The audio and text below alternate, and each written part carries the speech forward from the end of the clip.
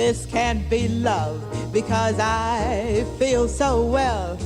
No songs, no sorrows, no sighs.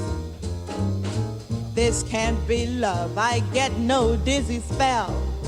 And yet I love to look in your eyes. My heart does not stand still, just hear it beat. This is too sweet to be love. This can't be love because I feel so well. And yet I love to look in your eyes.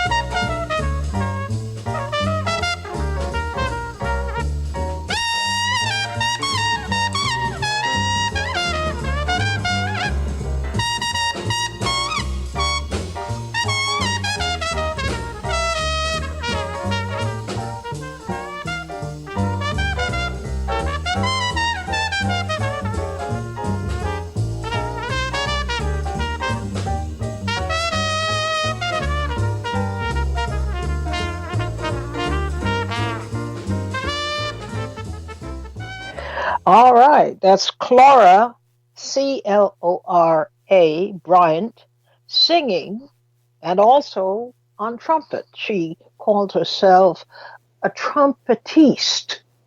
How you like that? Lots of style. A trumpetiste.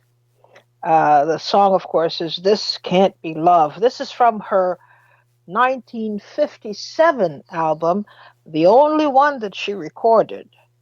And it was titled Gal with a Horn. But I thought I would kind of introduce you, if you haven't already become familiar with Clora Bryant. And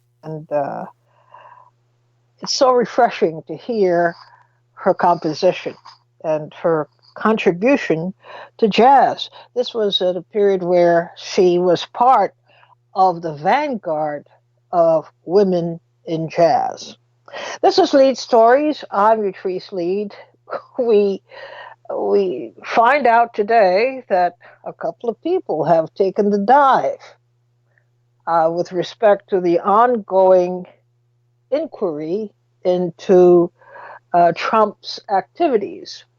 We have Roger Stone, a longtime supporter of Donald Trump, and who, outside of the strict business of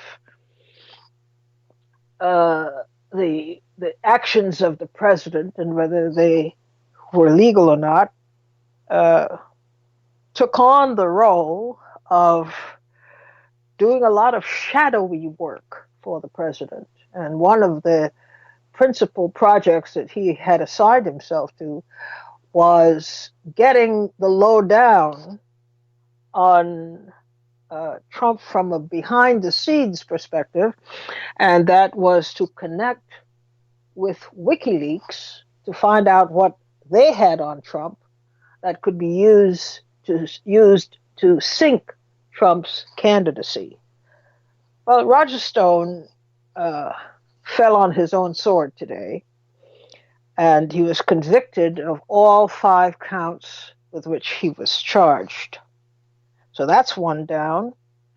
We're hearing mutterings about Rudy Giuliani he's feeling as though things are moving in the direction of throwing him under the bus. And by that I mean there's a suspicion that Trump is moving against him to save himself.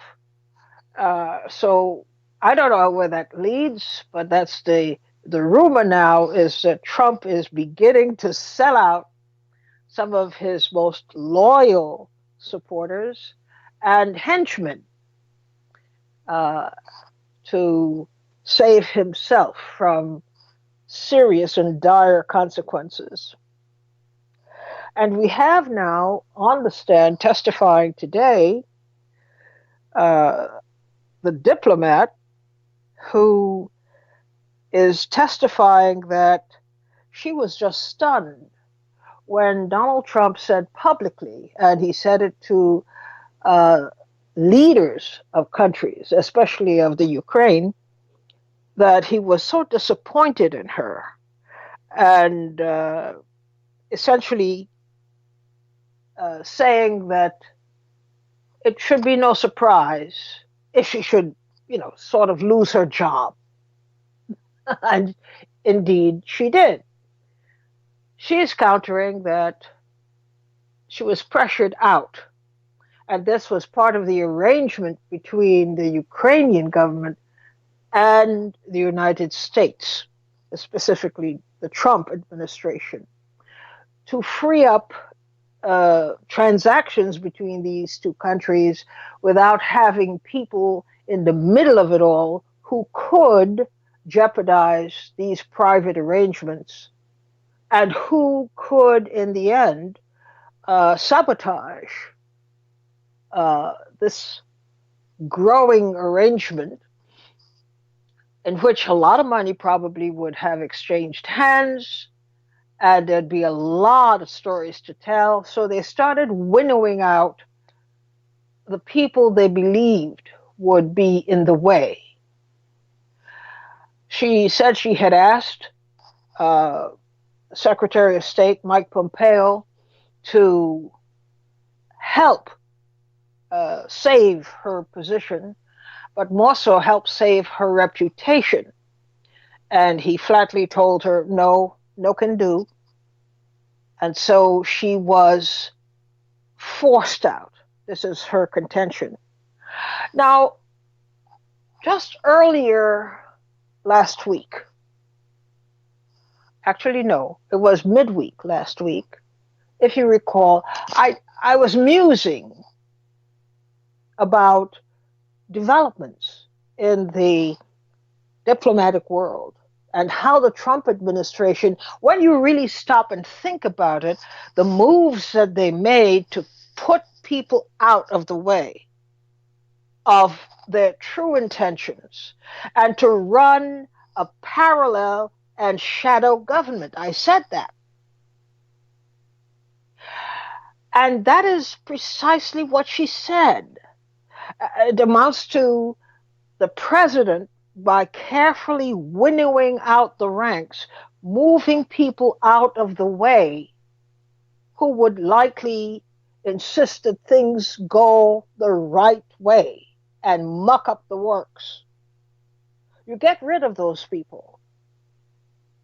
We were talking about this in the context of how many acting officials we have, how many temporary officials we have in all these high places, but as I noted, with immense authority and power to stick their hands in the till.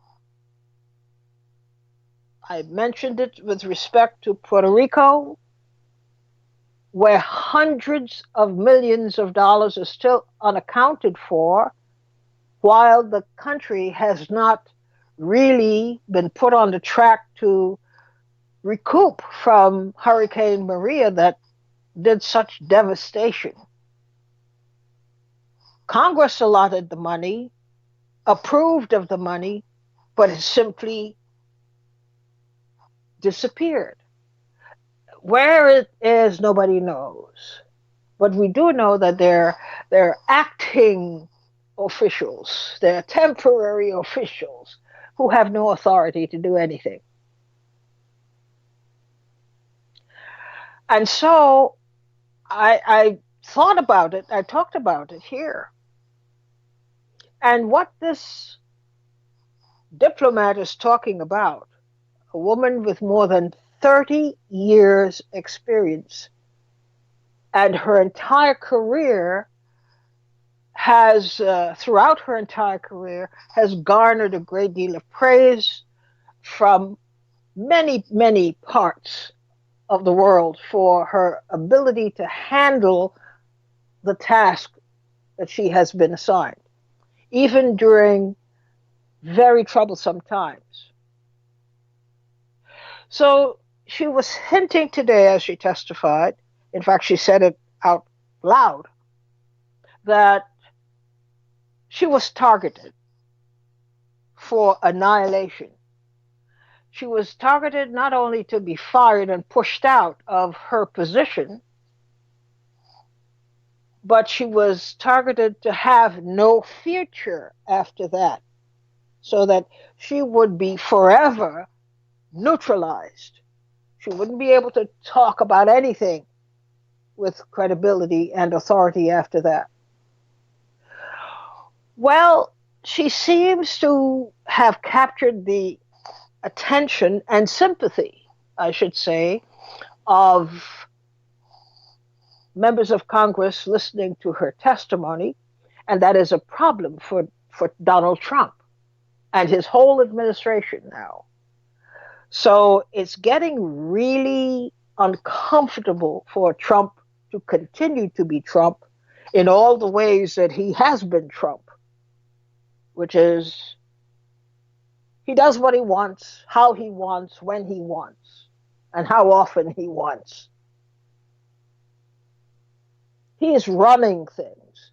And in this case, there's proof, and it comes from a very credible source, that he and his administration are running a shadow operation. They're going around those people who have established a record of credibility, of undivided service to the country, people who take pride in the work that they do and loathe the idea that anybody would want to betray the trust that has been given to them for the work that they do. So we're seeing the hearing getting closer and closer to that, to cracking that nut. That the president, apart from all the other things that he's accused of doing, that he has been, and he agreed, and he submitted himself, he gave access to a shadow government. And this has been raised before in testimony by other witnesses who are career people. This gets at their craw. They can't understand how a president could sink so low as to defile the pristine honor of serving the country. It just can't, they can't compute this. And with such regularity and with such impunity. And essentially, when you boil it down, this is a struggle. They're talking about Trump essentially ushering in an era of unbridled criminality in government, regularizing it, and giving it, a pristine shell on the outside, giving it a view that they're doing everything the right way, when as they continue to lift the scab, they are showing the United States citizens and people of the world that Trump's administration has been a festering sore that has attacked in so many ways long-standing efforts to maintain a pristine reputation. And these are the people who have been responsible for maintaining that reputation of trying to keep things on the straight and narrow according to the law and according to what they trained for and what they agreed to do as service to their country. This is a fundamental insult and it goes very deep. People would never understand it. My oldest brother was a military man in the Royal Air Force. That's in Britain. And when you hear the conversations that occur between and among his cohorts and so forth, you see, you listen, you hear how important it is to them to maintain a sense of honor and trustworthiness. And in turn, these values are fundamental to the way they raise their families, the people they associate with, the things that they will never, they would rather kill themselves than do any kind of damage. They're very proud of that. And here comes this guy, a plunderer, a liar, a person who would defile anything, wouldn't think about it at all, as long as he gets out of the deal something significant for himself and or his family and or his friends.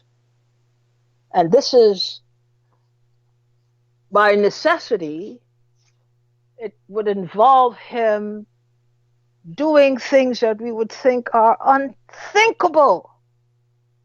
But hey, par for the course.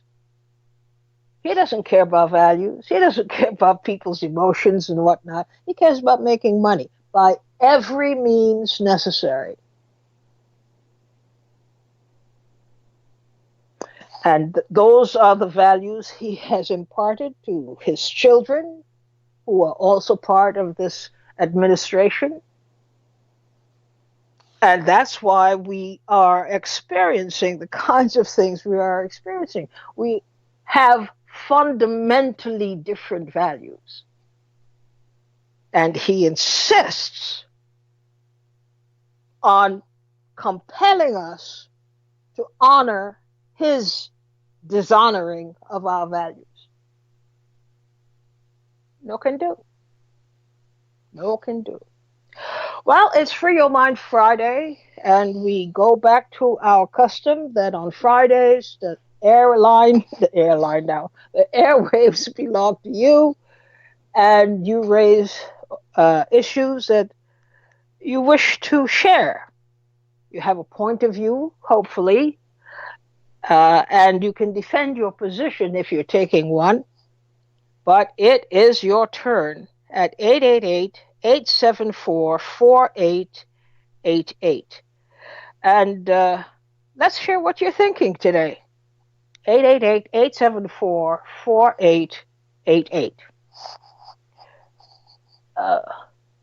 Let's do that. Let's not take a break at the moment. I'll just take the calls as they come in. It is very important to stay on top of things. And, you know, of course, you can't spend your entire day doing that, but try to stay as current as possible. But this is the time for you to do a lot of defensive thinking, because a whole lot of people are interested in the real estate you carry with you every day in your head. They want it. And they want it badly. So you have to be defensive and pay very close attention to the subtle and even not so subtle ways in which they're trying to lay claim to it, influencing your thinking, but not necessarily to your benefit. Michelle from California, you're on the air. Hey, how you doing? Hello? You're on the air. Yes. Yes. Listen, we we're falling into a trap, and even you're falling in it because it's a big club, like George Carlin says. It's a big club, and we are not in that club. Trump is not. I'm not a fan of Trump at all. I never see such a horrible politician or human being. However, Trump is not a politician who's been trained to lie in an efficient way, like Obama lies way, like um, somebody has said the other day, he lies way into office. And he's not a con artist as refined as them, as Hillary, as Obama. They all been doing stuff. Look at the Gulf War. Look at Saddam Hussein with all the lies George Bush created, and his son, and Clinton create the biggest industry of prison for black people. And nobody exposed these people. Look at what Obama did with the GMO thing. As a matter of fact, he pushed the Proposition 37, not for us not to know if our food is GMO. Then he went and put Michael Taylor as the chief of the FDA. Then he went and signed a law if we die from GMO, not to sue Monsanto. So many things this man did that affected us directly when they were killing all the black kids, and Obama never Wait a stood up minute. and So, said what is your anything. point?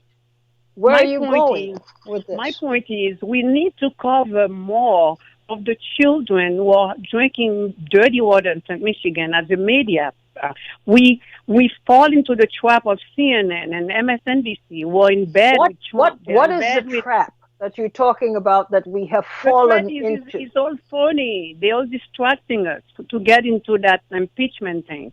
And all these things that they're going to put, somebody else is going to come and going to continue the same, like you educated me. Like there's a system. It's a system that it's going to be another person representing that system. That's not going to be so different from Trump or So Obama or so Hillary. if you go with your reasoning, if I were to go to your reasoning, there's no need to discuss impeachment hearings Not at all. because it's We a need to trap. put that energy towards something else because it's just a game fight for No, power you and see, money. this is an easy way out, and progressives do this all the time. They say, well, yes, they're distracting us with Trump, but they didn't look at Obama. All right, so let's say we go with your reasoning. They're distracting us with Trump, but they didn't look at as closely at Obama. So now what? The game continue. They're going to put somebody else who is well trained. Maybe Hillary will be back, or Sanders, or even Tulsi. That I used to But trust who is her. the I don't. they? You see, you have to get very specific It's now. the Who system. It's the who is this system. It's Wall they Street. that you're talking It's about who are Wall doing Street. all these things? Who are the they? Well, there are 13 families who control the world. These are the people making the But that decision. is not, The bank you're making a blanket, you're making a blanket indictment. And very okay. often people are inclined to back away because it's a heavy charge that you're making. I'm not Well, one it's of the them. deep I'm state. They asking call it you deep to state, account Patrice. for, They call it the deep state. And Gary all the time mentions of the deep fine, state. They are the that's deep Gary. state. I'm asking you about you. You are in charge of your mind. And part of the the fight that we have as a community is to lay out your arguments so that people can understand it. But uh, when you talk broadly like that, they are doing this. What are you talking about?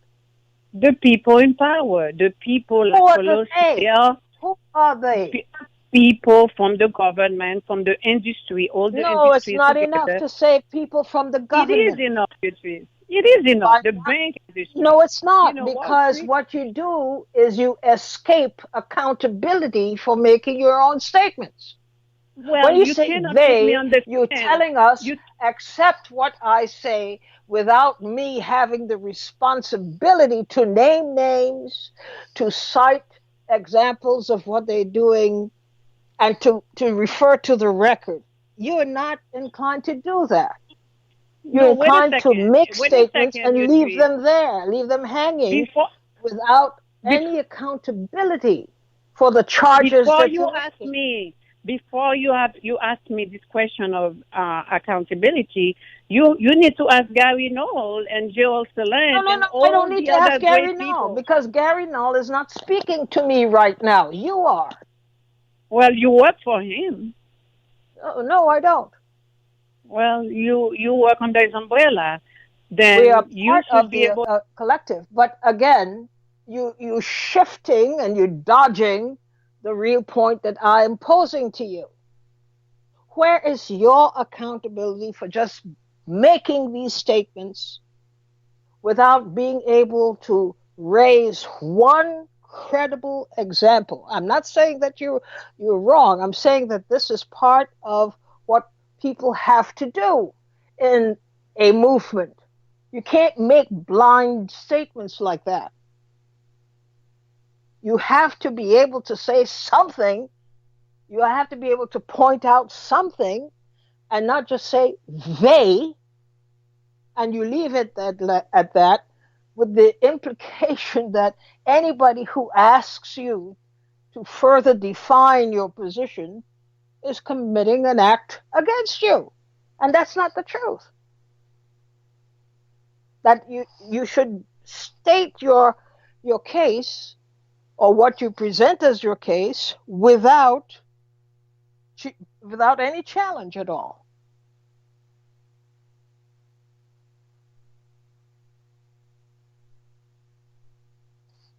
Bill Gates and all these people, the 13 families who control, who have the finance, the 1%, they are the ones who are making decisions for us.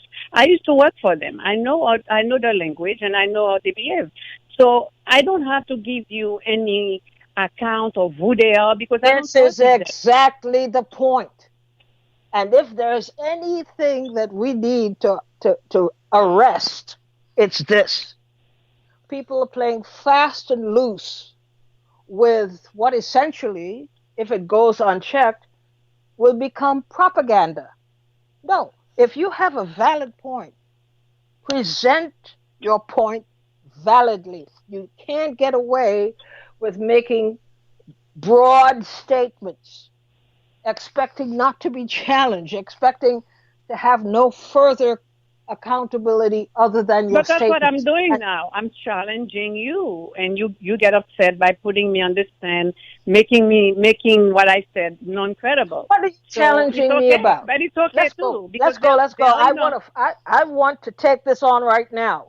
What am I avoiding where you are concerned as I in your don't know, opinion? only you know, because there are enough information on the internet that No, shows you the see, there proof. you go dodging again.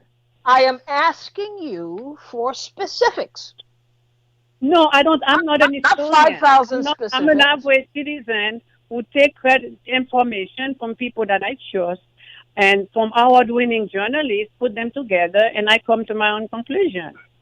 So Right, that's all, but and that's the same thing this you is no, do. no, no, no, You no. go Let's stop right somewhere. there The because other this day, is I heard important for somebody us ask to me where you analyze. get on. This is The other not day, your own conclusion. That's what you I'm trying tweet. to The tell other you. day, When I you heard. take to the airwaves, when you take to the airwaves to advance a point of view, it is no longer your conclusion.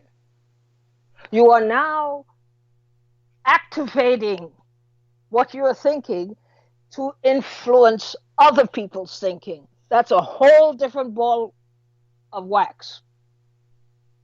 And if you're going to do that, if you're going to try to influence other people's way of thinking, you are therefore responsible to authenticate your point of view. That's all I'm saying. And what we get, and it's not just here at PRN, it's all over the progressive world. Statements are made very broad statements are made that are very serious in their implication, because it's as if the statements are fact. And I'm not saying that they aren't fact. I'm saying make the effort to authenticate what you're saying. When you say Bill Gates is controlling America, how do you know that? How is Bill Gates, how do you, as an individual, authenticate what you just said as a fact that Bill Gates is controlling America? That's what I want to hear. It takes no energy, no creativity, no responsibility to just say, Bill Gates is controlling America. Okay. Give me a couple of specifics.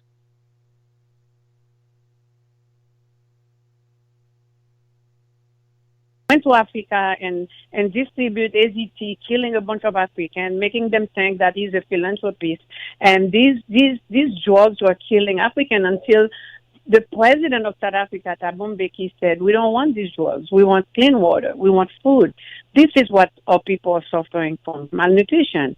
And before you know it, the president had to resign because of that, because he won't accept the poison that Bill Gates was giving his country. Bill Gates' wife, Melinda Gates, she did the same thing in India, giving drug and make the young girls sterile.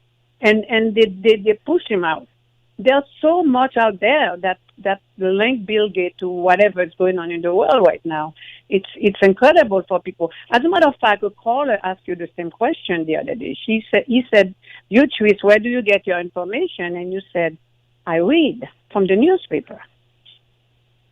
I read all kinds of things. You said if you go back, I watch all kinds of things. You told him you read from newspaper. That's where you get your information from. He asked you the same question you asked me today. No, the response I gave him was he came at me to criticize. He criticized something that I said. But I was able to specifically underscore my source. I wasn't talking off the top of my head. I was able to pinpoint exactly where and to reference exactly where I got certain information. Okay. I still love you, Richie, and I learned a lot of great things from you. I think this is great. All I'm saying is, let's discipline ourselves so that we do not fall into the trap of idly making statements we can't authenticate and put them out there in the ether as if they are facts individually vetted by us. We should be able to cite our sources, especially Let me when say something before I go about. I just want to say one thing. On Wednesday, Joel Salent had on his program, he really disliked Trump, but he said, under Obama, about 2 million people died in the Middle East, and a bunch of refugees came out of ISIS was created under Hillary, and all the destruction toppled down of government under Obama and Hillary. And he said under Trump, even though all these things are going on, not as many people died under Trump, based on his policies. He's destroying lives right now in Mexico, in the border, and all that stuff. Is creating a lot of issues for Hispanic people. But he's not responsible for 2 million deaths from Libya and Syria and Afghanistan and Yemen. And Obama has that tag on him, and nobody's talking about it. I was very much against Obama, by the way. No, I know. I've been listening to you for more than 20 years, so I know you are. Because he cannot defend himself as being a free-thinking, independent person. A lot of awful things happened under his watch. One of them is Hillary Clinton, who decided that she had automatic permission to conduct ethnic cleansing programs and the assassination of Muammar Gaddafi. I mean, what else do you need, right? Right. But we have a responsibility. That's all I'm saying. Let us not continue to just repeat things as if they were fact without ourselves examining some kind of source that is credible. And if we're going But to say something of that nature, I can't do we should anything. should I'm cite. not a We should at journalist. least I'm not a cite. researcher. I'm not an historian. I can only base my research on people who are respected and people I can Fine, trust but who then are cite it information. so that people make a clear distinction that you're not expressing a personal opinion, but according to so and so and so, this is what they have found. That is adding authenticity and credibility to your argument. So I'm going to be inclined to listen to that. But I'm not going to be inclined to listen to a flat out statement that has no reference or that has no credible or authentic source attached to it, especially when it is controversial. Okay, I then want I to be promise able you to encourage you next time I to will get bring into my the habit of citing where you get certain information, especially when it is likely to be a challenge. Okay, I got that. I appreciate it. Okay. Thank Okay. you. So we good. Bye We bye. good. Yes. Okay, thanks. Bye bye. Thanks so You much. too. Bye. Bye Bye bye. bye. Tony from Orlando, you're on the air. Hi, Treese. Thanks for Hello. I kind of agree with the previous caller, and I Mhm. just wanted to back her up on her statement about Bill Gates controlling the world.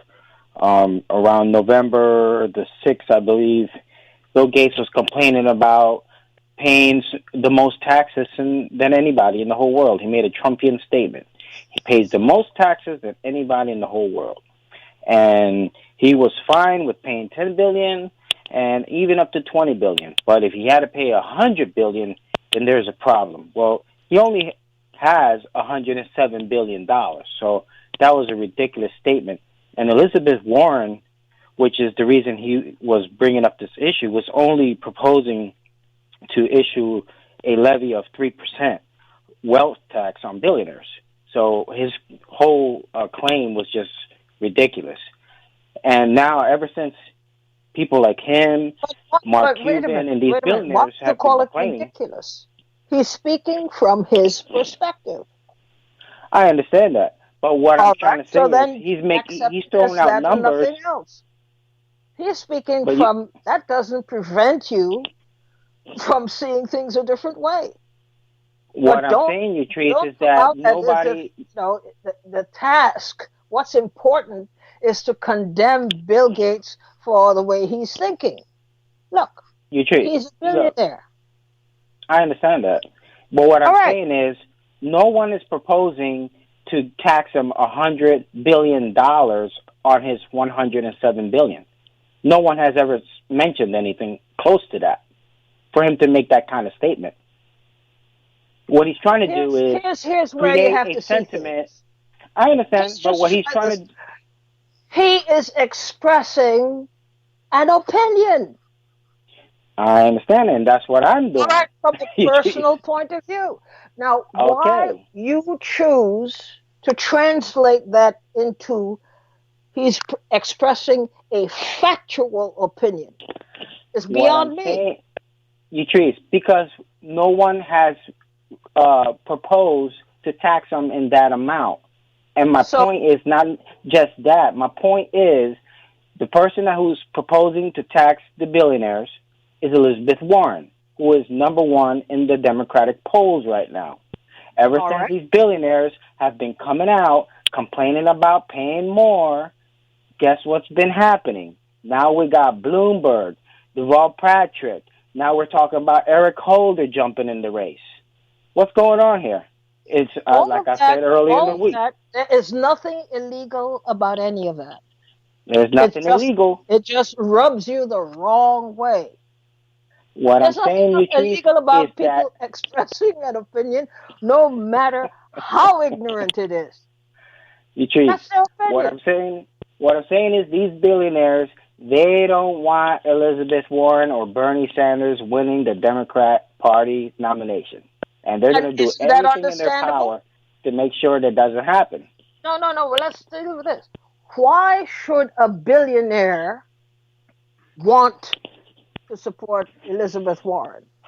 If you understand how the system works, it's capitalism. They are capitalists. What's the point of being a capitalist if you go along with the idea that you should be taxed more in order to subsidize people who do not? That is not And in line with capitalist thinking, is it? it is not. But what I'm Okay, saying so is, why are you so upset? I'm not upset about it, Yatrice. All I'm stating are the facts. I'm not upset with Bill Gates. All I'm saying is people like Bill Gates, they have a lot of pull and influence, okay? They have Sure. way more pull and influence than I could ever have. All right? Yes. Now, that being said, what I'm not upset with Bill Gates. I don't hate him for having his billions of dollars. I'm not proposing Warren take more of his money. I'm not proposing for Warren to be the president of the United States. All I'm stating is that from what I see, these people have a lot of influence, and Wall Street doesn't want Elizabeth Warren in there. And she's number one in the polls. There's everything is fine. I don't understand what these people will have a problem with her with, but because the Democrat Party supposedly talks about all this game about how they're for the little guy and they're against the rich evil people, but when it comes down to it, this is their true self. They are not. They're big time corporatists, and that's what we're seeing. Yeah, but you're running with me with an old line. You haven't said anything innovative yet, including that Elizabeth Warren has not spoken specifically about her plan. And All the she's reason, doing is Utrice, the reason nobody. satisfying, wait a minute, listen. All she's doing is satisfying some primordial desire to kick rich people to the ground. That's all. But you ask, what specifically is your plan? See what the answer is. Patrice, she was specific about her 3% wealth tax. Yes, but you ask any economist whether that makes sense. I'm not an economist, Patrice. All I'm saying is, Neither is she. from what I've read, that's what she proposed.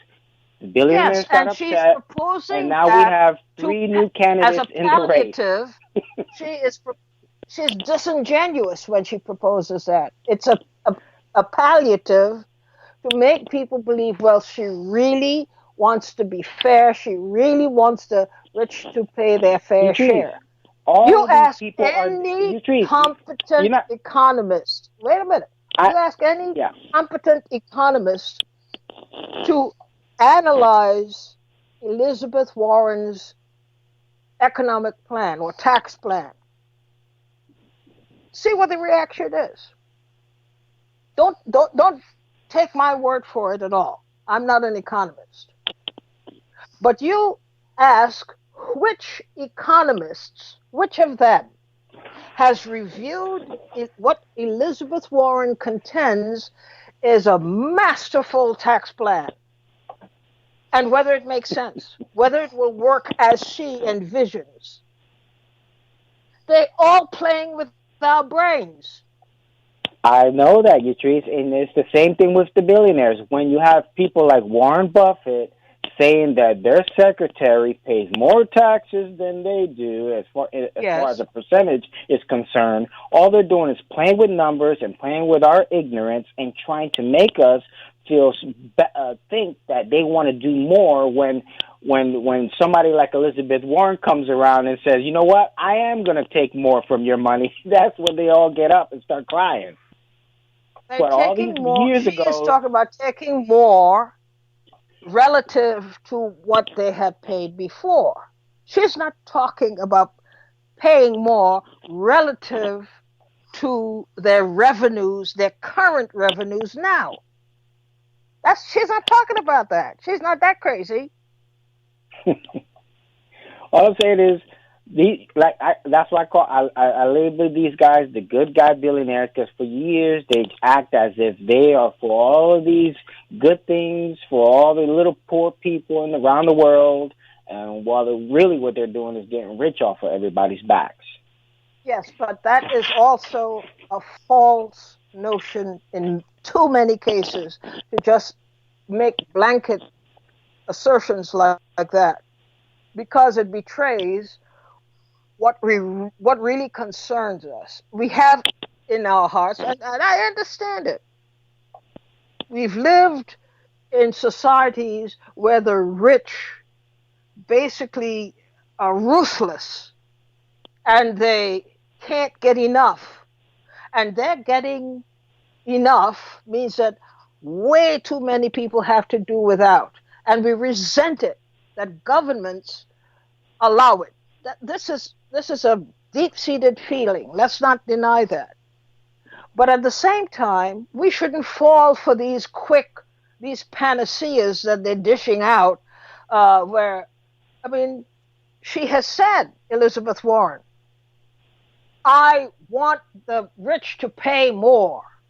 Well, of course, they'll pay more than they paid last year.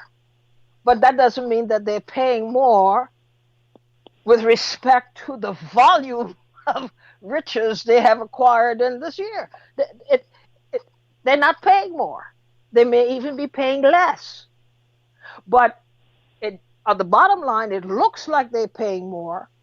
But when we examine the books and we see the various sources of revenue and we do a true valuation of what it is they are earning, we see that it is not necessarily the case that they're paying more, nor do they intend to pay more.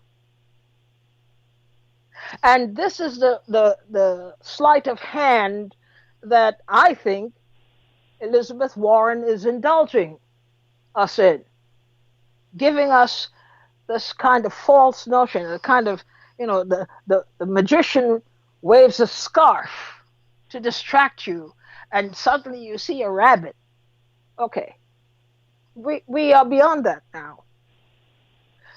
Her plans have not passed. She has not submitted her plans for review, which is what a well-meaning person would do. They have not been included in formulating her economic proposals. So why should I, simply because she says the rich must pay more, as a, take it to heart, because, well, at least we have somebody who agrees with us that the rich ought to pay more. That's not the way it's supposed to go. If Elizabeth Warren were authentic, no plan would she put on the table that doesn't come out of a consortium of major economists who have sat down and thought about this problem, and they are the ones who recommend, well, this is one of the ways we can go. We have three top ways we can go with this business of reform. They're available. The London School of Economics, you have economic institutes here in the United States. You put together a crackerjack team, and they are the ones who come up with the suggestions and the proposals of how you achieve the objective that she has laid before the nation as her policy. And when you look at it, even on the face of it, you see how she's already ducking authentication. I'm not impressed with that. If you're serious about changing the economic order in this country, you put together a crackerjack economic plan that nobody, no economist anywhere in the world would find fault with. That's what you do.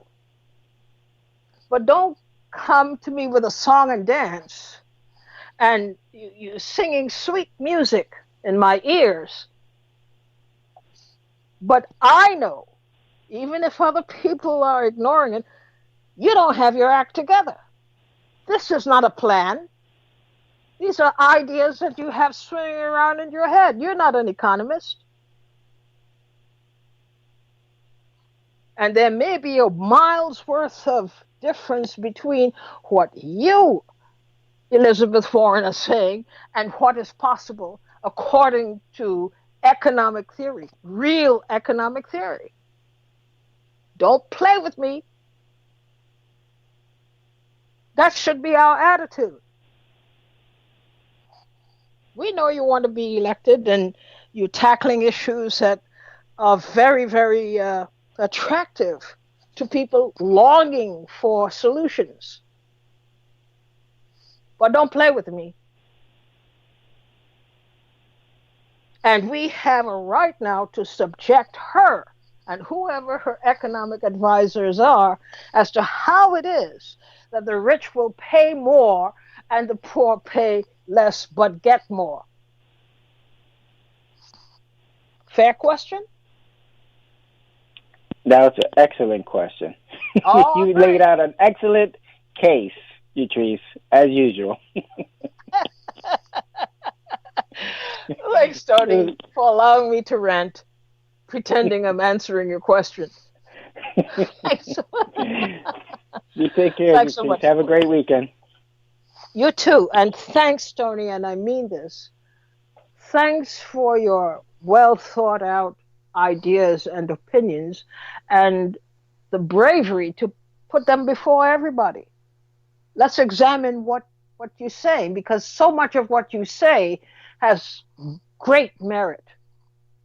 And we need voices like yours. Thanks so much for calling in and contributing today. Ron from Connecticut, you're on the air. Hi, everybody. Hello. Utrice, if I don't get a chance to touch on any other topic that's come up today, the reason I'm calling in, I wanted to ask you when your interview with Rudy Giuliani was. Oh, geez, who knows? Well, I try my best not to memorialize interviews with people like Giuliani. I try to forget them as soon as I'm done with them. It was before his mayorship, right? Was that before he was mayor? I think he was while he was acting as prosecutor going after those 8 people. So what I called in to say, Utrice, what I really want to say is you can do no wrong, Professor Utrice. You are my hero. Oh, no, don't do that. Based on many scary things. Talk. That is scary talk. Very scary. When I heard about that encounter from you, you rose so far above other examples of people seeking the truth. I just had to call and tell you that you're my hero. You can do no wrong because of that one instance. If not several others. I'm telling you. I'd like to go into that further at some point, maybe next Friday, about Rudy Giuliani's connections with the now president, how they got along during those days. But this is unimportant. That's so unimportant in the scheme of things. Oh, well, I think that it's important in terms of what can come out, the potential of information that can come out now that the authorities are going after Giuliani, and now that hopefully they're going to play Giuliani and Trump against each other. If you are motivated by vengeance, you're starting off wrong. Oh, well, I'm using their model. They're both very vengeful people. I do want to say that, and maybe I don't have I should call another time about these issues, but Bill and Melinda Gates, when I first heard about them, they had saved many thousands of children in Africa from blindness with vitamin A shots. That was the big PR, and it's probably true. But since then, I found out that they are so heavily invested in vaccines, like the Gardasil vaccine, that I cannot believe that they have any good intention for anyone other than money and control. Yeah, but you have to be careful when you're venturing into these waters. You cannot make the assumption, as you just did, that they had ulterior motives for whatever it is they did in the name of philanthropy. Oh, well, I do this based on my questioning the efficacy and safety of vaccines.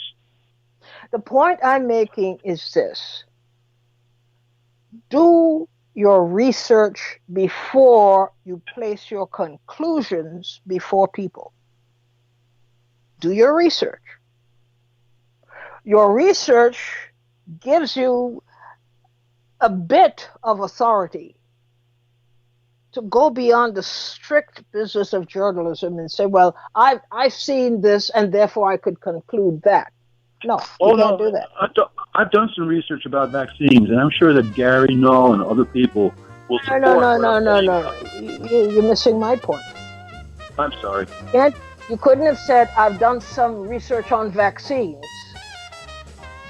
You're not well credentialed to do research on vaccines. Well, people have done it for me, Idris. No, it's not good enough. Okay. Well, here we go. We're hearing music that says it's time to say goodbye. It is the weekend. Take it easy. Rest up a little bit.